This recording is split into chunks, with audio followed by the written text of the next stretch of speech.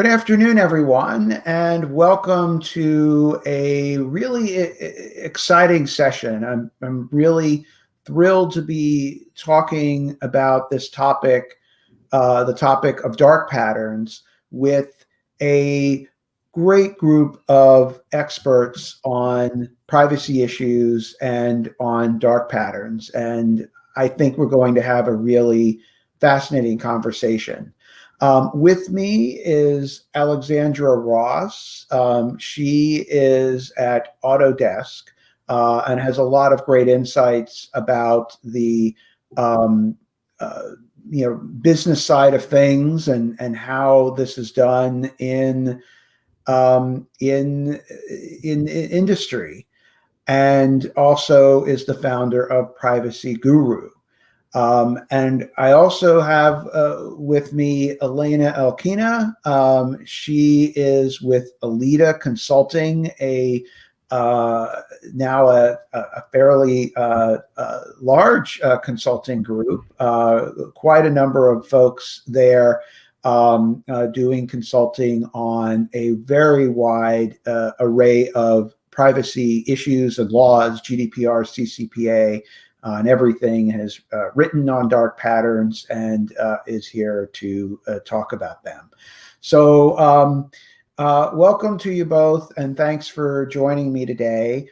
So dark patterns, a lot to discuss, and I'll just begin by explaining what a dark pattern is, because the definitions vary a lot, but essentially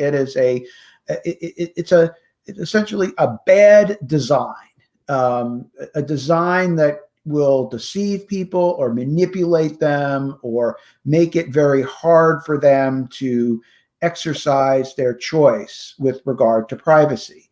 And so it either leads people into making choices that are bad for their privacy or not what they would like to do because of the way it's structured. And these designs, can do a lot of different things. And recently, the law has started to regulate them. This term dark patterns has been coined for about a decade or so, but it's really become popular now.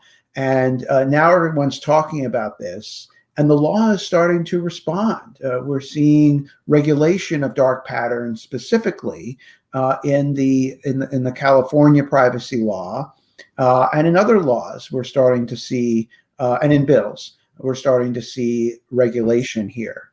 So we're going to talk about dark patterns and what should be regulated and how, and also what best practices are.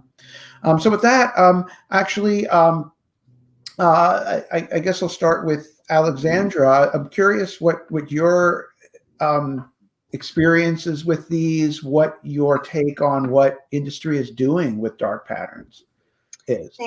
Thanks, Daniel, and thanks for having me for this event. So, your definition of dark patterns, I want to challenge a little bit, and I think that's one of the first concerns of industry is how do we define what is a dark pattern? What is illegal, what is unethical, what is a best practice, because I think there's a range of user interfaces and ways that companies collect information from users that could be good design, bad design, or actually manipulative practices. And I think that's part of the challenge that industry is facing right now is, wanting to do the right thing and tracking what's happening with the FTC, what's happening in Europe, what's happening with some of the California and other state legislation where dark patterns is coming up as an issue. What's the right thing to do and how do we approach this, in our jobs as privacy professionals? I can say briefly, and we can come back around to this, taking a look at the ways in which you're interacting with customers, on your website, in your sales practices? What are some of the ways that you're being as clear and transparent as possible about what information you're collecting and why, and how you're using that information? So I think the more that we can incorporate privacy by design, which has been a concept that's been around, for a long, long time, how do we incorporate privacy by design and get the lawyers and the privacy professionals in as soon as possible to make sure that we're working with the right people within our organizations to review the privacy statement, to review the cookie interface, to make sure that we're doing the right thing, and that we're keeping pace with what's expected and what's legally required. Yeah, I just want to continue what Alexandra's been saying. By the way, thank you so much, then, Alexandra. It's so nice to be spending this morning with you.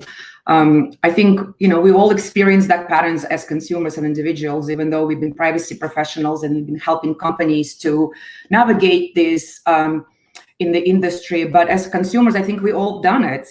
I think many people had challenges, for example, canceling an account, where it's so hard to get to the settings or appropriate settings where you would see, for example, how to cancel your account, and it's hard to find.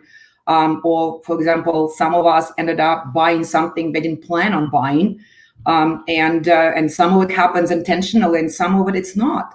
It's like Alexandra said, it's poor design, and it's maybe lack of knowledge of regulation, so it's just poor UX. And one of the things I was just recently reading about was how some grocery store did a research. When you enter into a store, they wanted to ask you a couple of questions about certain products, and you answer them, and they disclose to you that the purpose of it, we want to make sure that we have only products that are interesting to consumers. And you answered all these questions, and the next thing what happened was that they sold you these products for much more expensive price. Because they learned that you were interested in it. I don't know if it happens because they intentionally wanted to do it on purpose, or they figure out, well, you know what, this is great data. How about we use it for something else? So why not? So I think the line is getting blurrier because everything is digital nowadays, or majority of things, and it's very hard for companies to navigate it. And especially we will be talking more about it. A lot of things happen without companies realizing that. And there are a couple of, before even get into California law regulations that passed this March that prohibit dark patterns. I think that's not a new concept, right? We've been experiencing dark patterns for ages. And at least in the US, the Federal Trade Commission was regulating this area with unfair and deceptive practices, and also some competition laws, state laws were managing it on a state level, and of course consent requirements, right? So another kind of a path how regulators and consumers and companies can navigate dark patterns to make sure the practices that company implementing are clear and do not mislead or trick or make consumers angry so they just give up. So that's a very interesting topic, and I'm so glad we're talking about this right now. So one thing about, I guess, what's old is new again is that the regulation of privacy by design or data protection by design has been a long-standing issue, and a little bit of a third rail in regulation, in that typically industry has been very resistant to the idea that laws and the FTC or other agencies start regulating technological design, telling engineers how they should build the products and how things should be.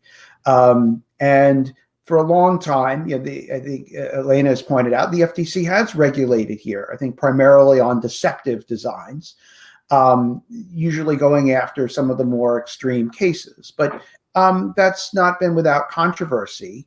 And most laws haven't really singled out design or done much with design. They typically just said, don't be deceptive, but not really waded into that until more recently we see the California law and other laws start to jump in there. And now with the new term dark patterns rather than design, it's much easier to say I regulate dark patterns than I regulate design. So I think now we're more in an open season where it's becoming, I think, more acceptable to regulate these things. But it does raise the question of where is the line? And as I think Alexandra noted, what is a dark pattern is somewhat, it's not a clear thing. There are gray lines everywhere. And just because something might be poorly designed doesn't necessarily make it a dark pattern. So where should the lines be? Is there, other than I know it when I see it, what should we do? Well, it's a really good question. I think if we look back at some of the history of this, I mean, the UX designer Harry Brignall is the one who coined this term over 10 years ago. And it was coined as deceptive user interfaces. So, is that still the scope? Are we only talking about user interfaces, or is it a broader scope than that? And what is deceptive? Do we look at the FTC case law on deceptive and unfair practices, or some of the GDPR and European line of cases in terms of, how are companies being manipulative or unfair or deceptive in their data collection practices? So I think one data point is to look at, case law and examples of regulators that have taken companies to task for doing the wrong thing, and companies can look at that and say, okay, we're going to avoid that type of practice. So that's one way to sort of get some information. And then there's the discussions that we're seeing now with the FTC workshops and some of the other, privacy advocates and other thought leaders talking about dark patterns. And I think there's an opportunity for all of us, in the privacy professional ecosystem to have our say and to try to influence the direction of where this goes. Because I think in some respects, it's obviously, consumer protection based, and we want to protect consumers. We want to make the information accessible to users about what companies are doing with their data, especially at this time when, there's a lot of tech companies that haven't always done the right thing, and that, consumers are concerned about what's happening with their data. But on the other hand, we don't want to regulate this so ineffectively that there's inconsistencies or confusion, and companies either are so confused that they don't know what to do, or we sort of go on the other end of the spectrum and we've regulated this so tightly that there's not room for innovation in how companies want to approach consumers. Yeah, it's such an interesting thing. I think the privacy by design, data protection by design is a good way to approach it. And I always feel that Alexandra, I completely agree with you that sometimes it's just easy to follow what privacy principles require. But even before we get to this, I feel like I always think about the letter of law is outside of the legal scope. It's like, if it doesn't feel right, it's probably isn't. And I think context always matters. And it's not about what are you doing, but why. And you might comply with the law, but the reason why you're doing it may be completely against some requirements or principles or frameworks. And I would always, when I'm thinking of designing a user interface, the app, or privacy practices, I would always think about what am I doing, and more importantly, why I am doing this. For example, if I'm collecting certain data, apply minimum necessary, right? And think about why do I need the data? And new regulation in California specifically states that, for example, in order to opt out, you cannot request more information that is necessary to process opt out. So one of the things you can also do is, for example, the consent that I already talked about. I think the industry been hearing this argument for a very long time that consent is not helpful for consumers.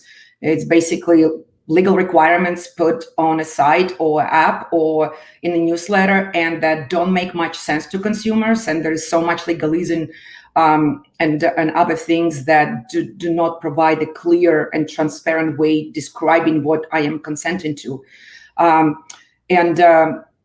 Just certain things that I feel like privacy principles been talking about for many years. It's a good way to apply them in order to avoid any type of misconception. And again, just think about why you're doing this. I think if you start asking yourself, why am I doing this? Because sometimes marketing practices will require you to be creative.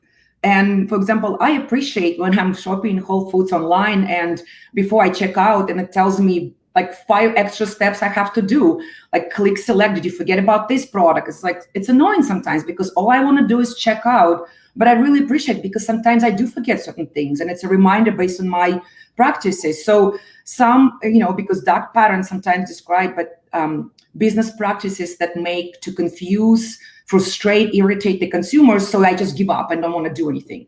So, but this way I really appreciate it. And there are many practices like that in a way using some type of dark patterns, again, going back to definition, how we define it. They might be very helpful, not only for the business, but also for consumer. So it's good to ask why. What are you trying to accomplish? If it's a win-win situation or you're really trying to trick someone into doing something. For example, one story I just want to quickly share is I was trying to cancel some account, and I went online and I went into settings, and it was very clearly described, and it asked me to go into my email and confirm that I opted out. I was like, okay, well, it's a little bit too much, but okay, I'll go into my email, because I almost like just closed the page. But then I'm glad I looked at this. Okay, I have to go into my email account. I went to my email account. I clicked on the link to confirm, and it told me on the last day of the month, I have to go into my account and confirm it again. That's just not appropriate at all. So in so many levels. So there are things like that. And that's definitely like, why are you doing this? You're not doing it to remain, to keep me as a customer, a happy customer. There are definitely different reasons for that. So sometimes it's a hard balance, but sometimes it's very obvious when things happen on purpose. Well, and I think in picking up on some of what Elena was talking about, if you're looking at what benefits the customer, is there value to that interaction? So there's the technical, data minimization, purpose limitation, what data are you collecting that's actually necessary, or, where you have a lawful basis or legitimate interest, but also, is there value to this customer, or are you tricking them or manipulating them into sort of getting into your organization and they can never leave, right? That sort of, Hotel California experience that we've all had when we're trying to unsubscribe, or we're trying to get out of a free trial or subscription where it's, near impossible, like Elena was saying, to unsubscribe or get out of something, or being on a phone tree that you can never actually talk to a real person. Those have existed for years and years, and it's that the customer who sticks it out, who actually really wants to do something, is the one who succeeds, and 90% of those customers just give up and they're trapped. So thinking about it, I think kind of flipping it and thinking about it from a positive perspective, how can companies actually deliver value in exchange for the data that they're collecting? And how can we be as clear and transparent and promote good design practices so that we actually have customers that want to be there and that are going to interact with our services, as opposed to customers that we've trapped with some manipulative practices? Yeah, I think that some companies go out deliberately to try to make it hard to do things. So a company might say, look, we don't want you to cancel your account, so we're going to make it impossible to cancel your account.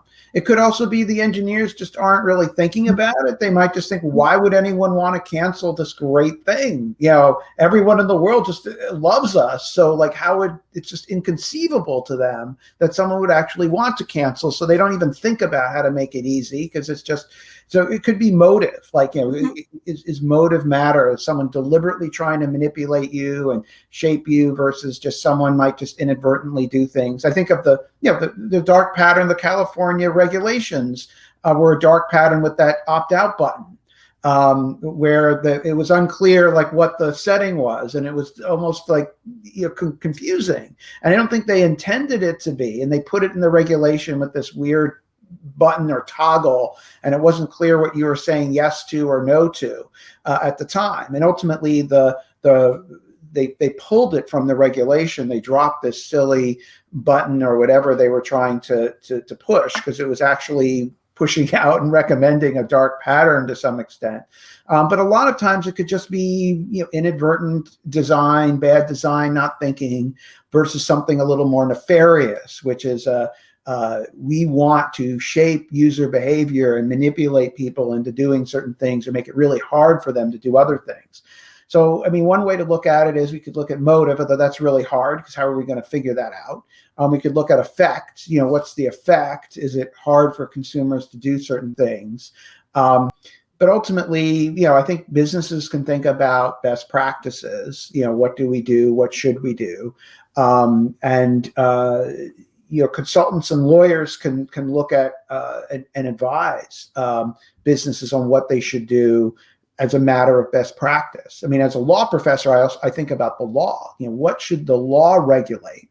There's certainly best practices that I think companies should do, even if the law doesn't force them to do it.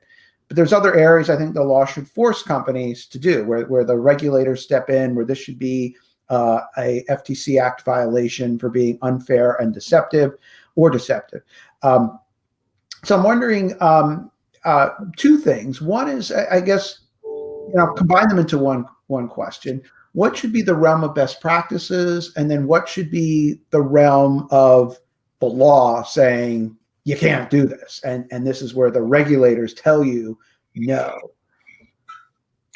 It's a tricky one, Dan, and I think there's hesitation on the part of industry to accept strict regulation or prescriptive regulation, because oftentimes the drafters of the regulation just get it wrong. They're not technologists, they're not UX experts, they're not designers, and they'll be somewhat pedantic, or they'll be short-sighted, or they'll be too conservative and too prescriptive, and they'll write something in the legislation that's just impossible practically to implement. So I think that's sort of one concern that I would have about legislation. I think smart legislation, well-drafted legislation, well-informed legislation that takes into account, experts in UX design that can say this is actually how companies operate, and this is the right kind of legislation that's going to be helpful, both to enabling companies to innovate and to be consumer protective. So, I think the devil's going to be in the details. And I think what we're seeing is a lot of conversation and activity and workshops and discussions, which I think is really healthy. And industry organizations trying to help shape what that legislation is going to look like so that they can actually comply with it. So it's going to be very challenging to come up with the right words in the legislation that are going to be forward-looking enough to keep pace with innovation, because user interfaces are going to change. AI is going to change the way we interact with websites. AR and VR, like all these technologies are going to be more or less manipulative. And the way that we draft the legislation now, I think, really has to take into account what's coming down the pike in terms of how companies are going to be interacting with data collection. Quick follow-up to that. I think that there's a broad conversation in the law that I've seen in other areas of law, in particular data security, where there's a debate about what should data security laws look like, especially how should the FTC go about its data security enforcement. And some companies have said, we want a more specific list. We want to know that if we do these 10, 20 things that we're okay. Why don't you tell us what we're supposed to do? Just telling us to have reasonable security and a very vague set of standards, we're out at sea. We really don't know what to do.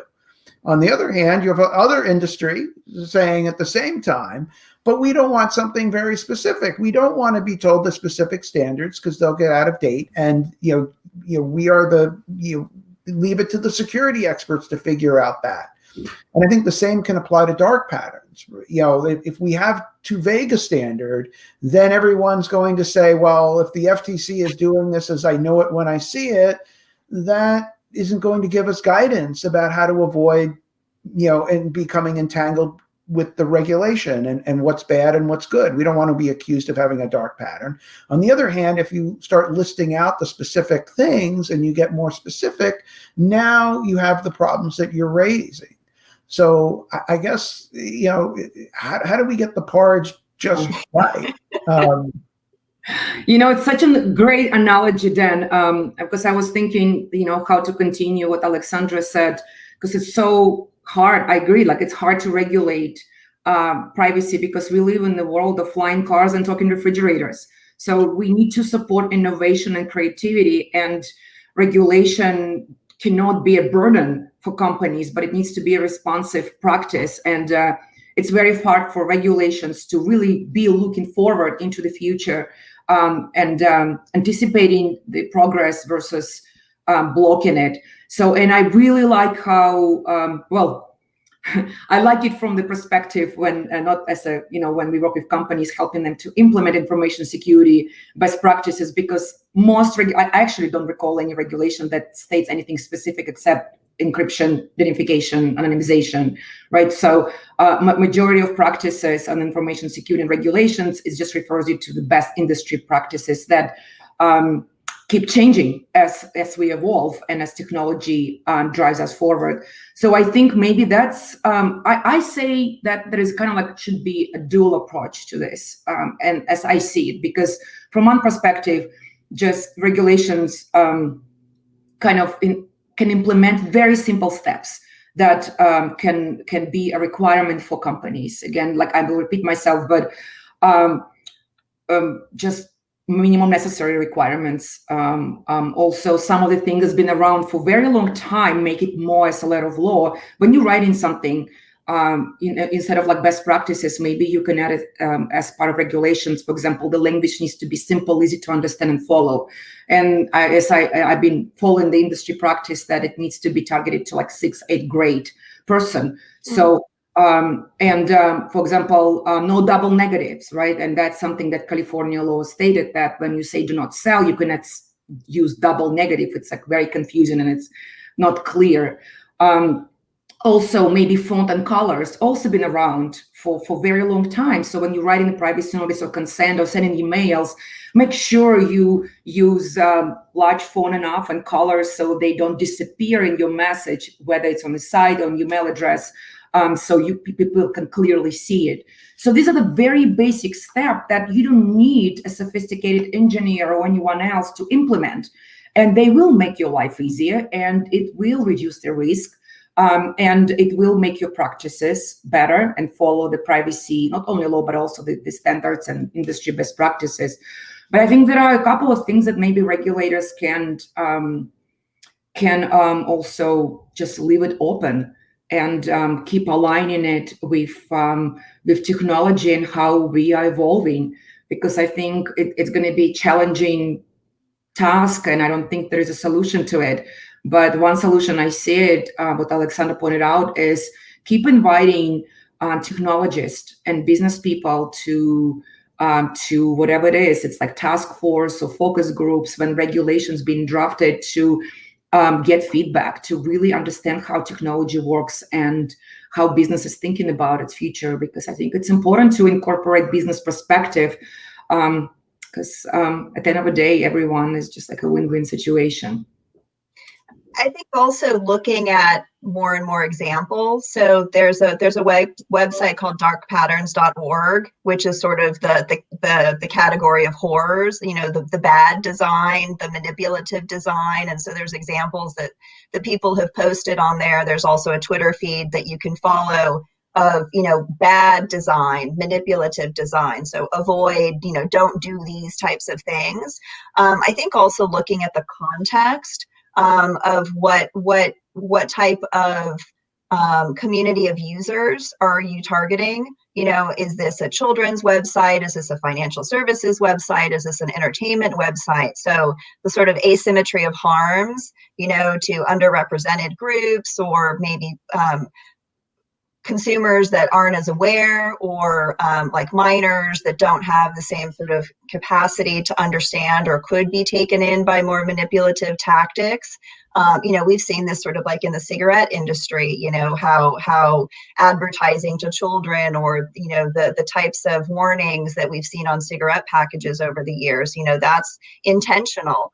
So thinking about the context and the user base that you're working with, I think is helpful in terms of a best practice, Dan. And I think also what you talked about at the beginning in terms of intention versus impact. So thinking about the impact on the users, really taking a look at a couple different iterations of designs. And if your, opt out button is hidden and the accept all is, brightly colored and much more prominent, that's potentially an issue that you want to take a look at and see if you can make that a little bit more clear, or have a considered discussion about, is that something that's actually manipulative? I actually have a question for you guys, if you don't mind. So I've been reading that automated decision-making process can actually help to elevate some of the risk for companies, because well, it's automated decision making. So I'm not making decision on anything else. I'm there's a program that runs everything, and there is lesser risk. Some argue that there is a lesser risk of utilizing dark patterns when there's automated decision making involved. What are your thoughts about this? Do you agree, disagree, and maybe are there any like tips that comes to your mind when it comes to companies implementing automated decision process to avoid dark patterns? Decision making for the consumer. So like this process would help a consumer navigate the privacy settings. Is that what you have in mind?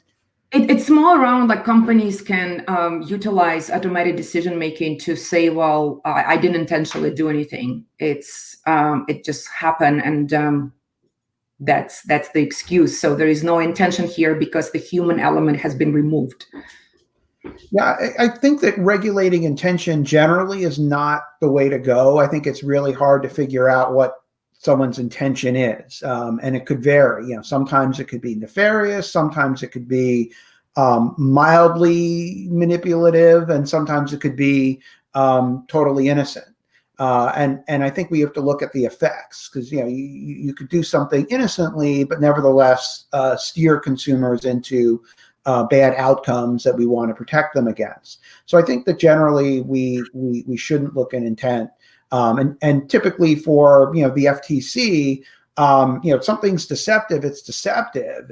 I don't think you have to intend it to be deceptive. If you accidentally make a wrong statement and mislead consumers, you've still violated the FTC Act, as I understand it. I don't think you actually have to intend to be deceptive. So I think that for design, I don't think intent should matter, so that the software would AI would essentially, or the automation would somehow eliminate the intent. I don't think necessarily would save you. And ultimately, how that is implemented could lead to manipulative or dark pattern like results.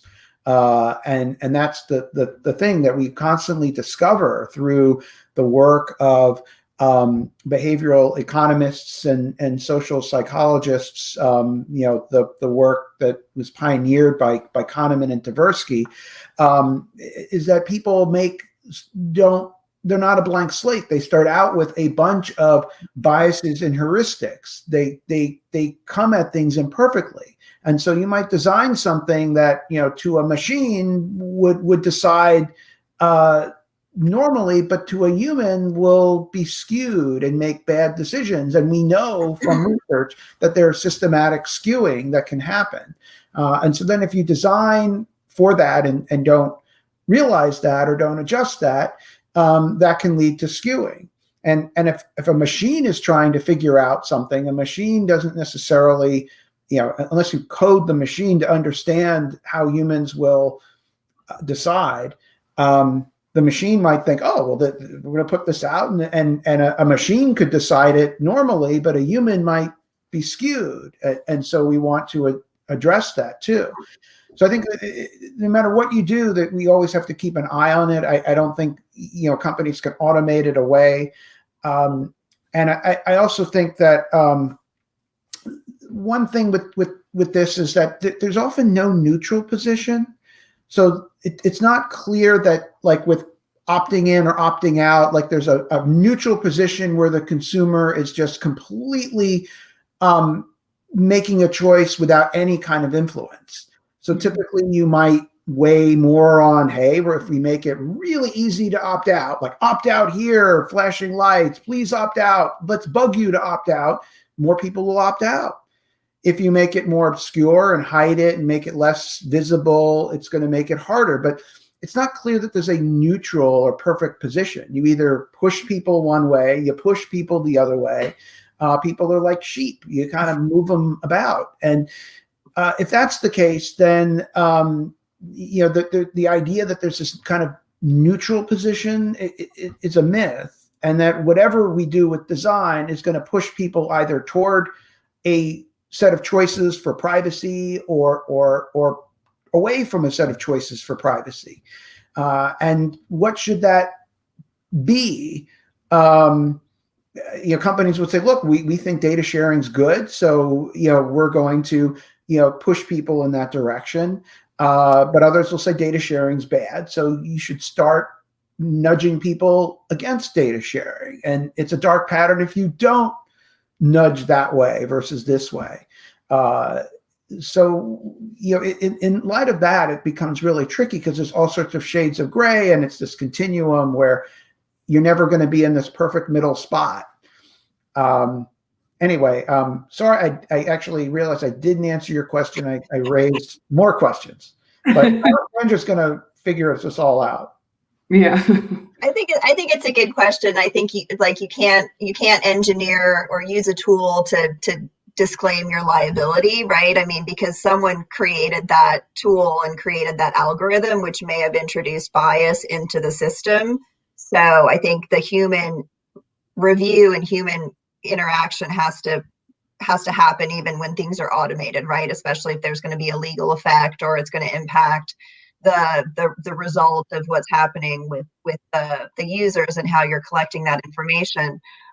One thing that I wanted to bring up, which I thought was kind of recently in the news, is the Apple tracking technology, and whether we think that's in some ways a way to combat the dark patterns of app tracking and apps that have been collecting information about users without providing transparency or an ability to opt out. So in some ways, the Apple platform, the Apple App Store, has prescriptive rules about how you have to have a pop-up now, and we're seeing the surveys that I've seen, the majority of people that see that prompt are deciding that they want to disable the tracking. So how does that fit into this discussion about dark patterns? Curious what you two think. Then do you want to go ahead? Sure. Well, I guess you can say, this is a way to combat them is, pushing a mechanism for transparency. Maybe you call this a light pattern, a design that forces, greater transparency in what's going on behind the scenes with things. But obviously, companies will say, hey, you're forcing us to handle all this in a pop-up. We really can't make the case for why tracking is good for our company, why it might help keep us in business, why a consumer would find this beneficial. It's really hard to do that in this pop-up. So everyone's going to say no. And generally, I think that's consumers might say no, and I think that's a good choice for a lot of consumers. So I'm not trying to say that companies are right on this or wrong on this, but they would say, look, we can't, now it's going to just stop that, but the consumer is not really going to be informed, and will never get that happy balance. It'll push it one way or the other. And I think for far too long, a lot of these things have been going on in the background in a clandestine way. And that's been a big problem in that, it's really hard to assess the risks and really understand privacy if you don't really know what's going on.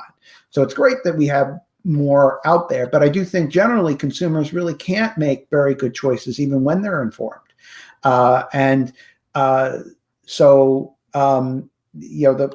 These technologies will push out these decisions, which are some are privacy friendly and some are not so privacy friendly. And then I guess it's up to somebody to sort out what should they be, what's okay and what's not, and how privacy unfriendly can this be.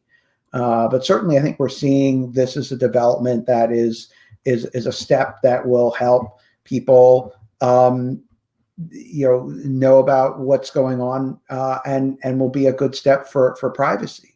I think ultimately, though, there's a larger question, which is the very model on which a lot of the internet is based is a privacy invasive model.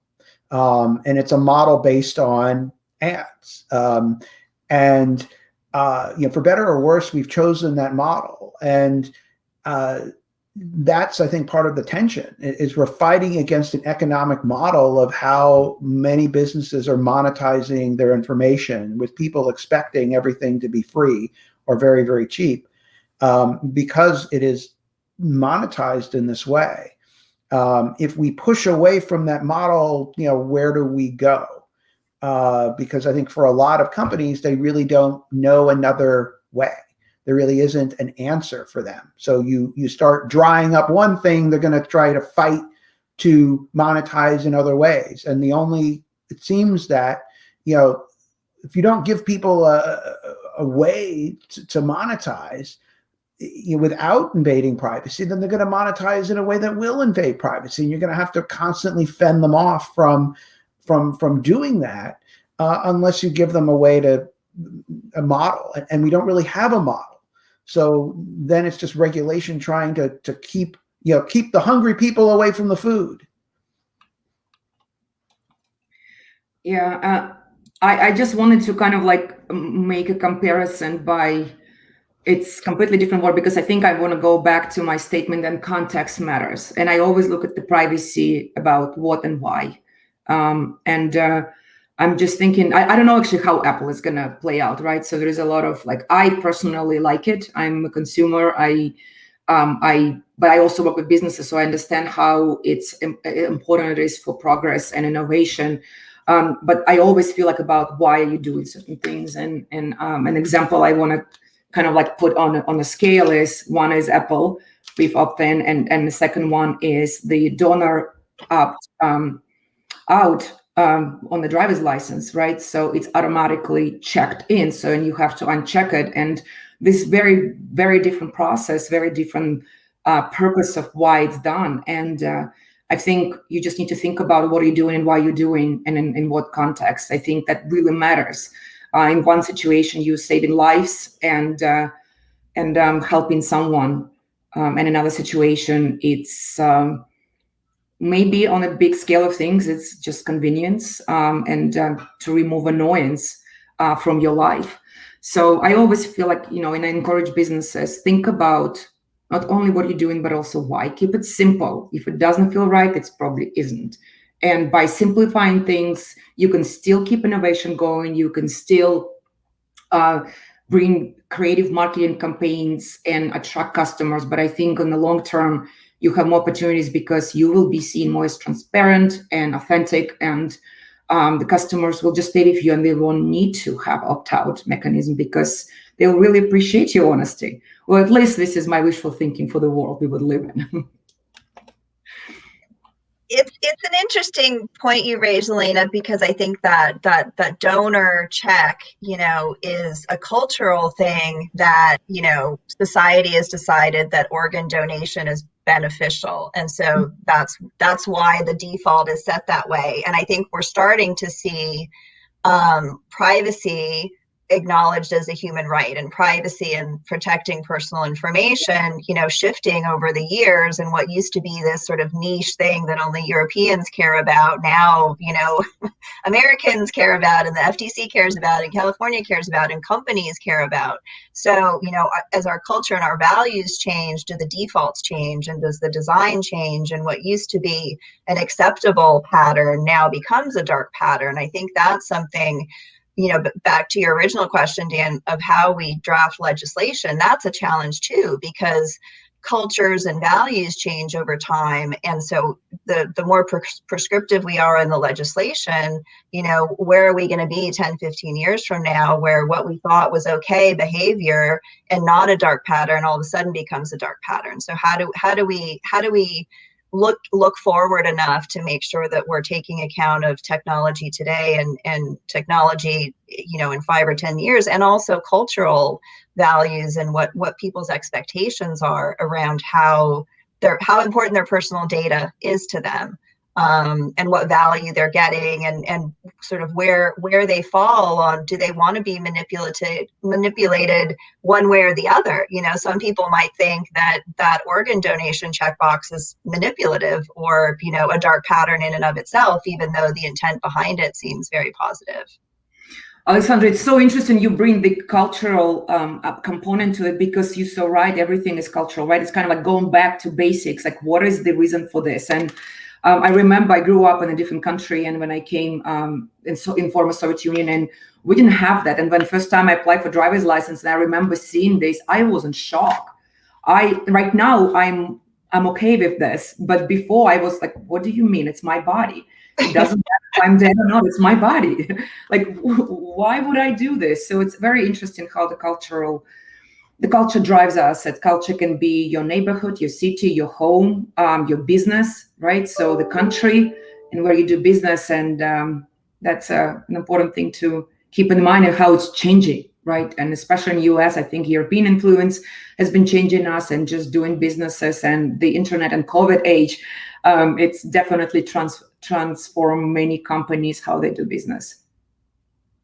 Yeah, I'm all for harder requirements and changing defaults on organ donation, for example. I think the default generally should be you donate your organs unless you opt out of that, because I think we're in a shortage, and it seems that why not push that? I mean, and it should be like even a default box on your taxes.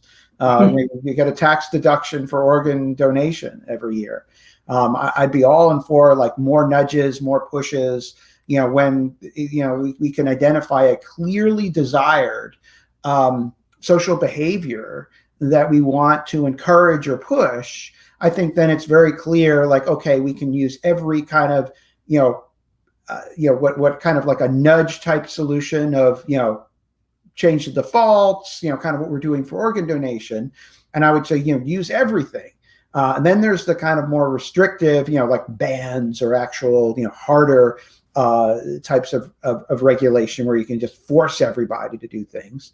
But you can accomplish a lot through the nudging and through that. And in a way, dark pattern regulation is that kind of regulation of nudges, right? It's a regulation of how companies are trying to structure user experiences and get users to make certain decisions or not make certain decisions. And the regulation itself also has various flavors or degrees to which it would regulate what companies can or can't do. And probably, maybe there are certain things we just say are just off limits entirely, that just certain types of design that we know are just too manipulative or too problematic, and we can identify them and say, okay, these are just clear bad things, and we can restrict them. Then there may be a lot that are in the gray zone where we don't want to specify them just yet. We kind of want the law to evolve.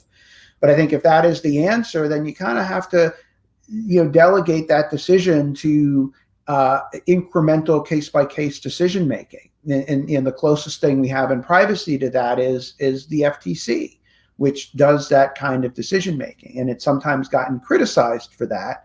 But I think actually it's a good thing. The FTC with taking on a bunch of different cases and regulating this and bringing enforcement actions can slowly start to set through a bunch of cases what examples are crossing that line. And then over time, we start to get through the buildup of different examples, something that starts to look like a standard. And the FTC will get the criticism. Well, you're not telling us what to do. But I think that's actually could be a feature rather than a bug. I think that the FTC should be more actively engaged in regulating these things. I think the FTC often waits for the clear slam dunk cases. So if it's clearly deceptive or really awful, then the FTC jumps in. But I think there's a lot of more gray areas that I'd like to see the FTC wade into. But I think what makes it tricky to see that happening is that the FTC is somewhat conservative and a little bit gun shy ever since KidVid, and it got burned with KidVid. The FTC doesn't want to step too far and then get slapped around by Congress. So it tends to be more careful. And the FTC just recently lost a big battle in the Supreme Court. So I think that we have to figure out what do we do and how do we embolden a regulatory agency like the FTC to be really pushing into the gray area when it is gray. Because if we just do the slam dunk cases, it's fine. It's a step forward, but I don't know if it's enough of a step forward. I think the gray area has to be explored. And if no one's patrolling the gray area, then the conversations aren't going to happen in the gray area. Everyone's going to think, well, my job is done if I just do the clear ones over the line, but not the ones in the gray. So I'm all for, how do we get, getting the regulators to wade into the gray, but it's a tough thing to do. It's a good point, Dan. And I think there's, the timing aspect of it. Are we okay with waiting for this case law and legislation to evolve? I mean, I think some would argue there's urgency and we have to act now because dark patterns are so pervasive and so harmful to consumers that we need to do something, yesterday to regulate this. So the other point I want to make is that it's not just the FTC. I think it's journalists and privacy advocates and consumers themselves who are shaping this discussion, because we're seeing conversations about good and bad design practices and, sort of that public discourse about what's in that gray area that we as a society feel is acceptable or not, but, with or without some sort of legislation or with or without some sort of FTC activity, consumers are acting and opting out of things, or they're posting things to darkpatterns.org and saying, this is unacceptable. This area, maybe it is in the gray area, but I do think it's not, the company practices are not acceptable. And I think that also privacy professionals that work in companies and that work in other organizations advising companies are looking and doing their own benchmarking, right? Like we're looking at what companies are doing and trying to find examples of good and bad design practices so that we can operationalize our own data collection and processing that falls within, our own company values and stated privacy policy and ethical practices and all that kind of operational review that's happening within companies, I think is an attempt to tackle some of that gray area in the absence of some clear legislation at this point in time. Yeah. So we are almost at the at the end of the hour. Does anyone have any final takeaway thoughts for this? I think we're in a new realm where I think that while attention has always been to design, now that this is being increasingly called out and the law is starting to crack down a little bit more on this. I think that there'll be more attention and resources to looking for these types of things and trying to address them, which I think is a great thing. What shape that is, and can we move from something vague to something that really becomes more concrete, I think would be very helpful. For regulation, we might want something that's somewhat vague and open-ended. For companies, I would think they, at least in the realm of practice, they want to be able to tell their engineers, this is what you should do. And to some extent, telling them something more specific, other than something really vague, could be more helpful in steering how they build something and what they do.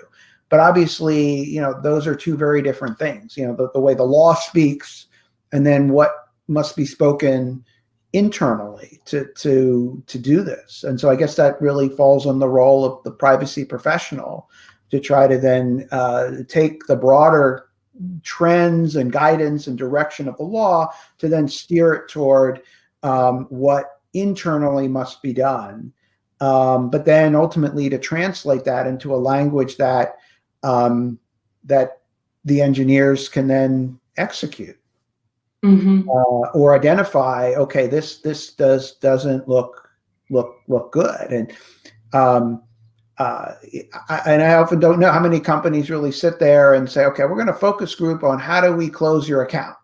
How easy, how hard is it? They often don't really look at all the different things that people might want to do, but maybe they should, and maybe that should just become a part. I don't know if that's a standard practice or that's typically done, or if it's something that's new. But how often do people kind of go through the different things that people might want to do and look at the interface and see all the choices and assess, is this too hard or too easy?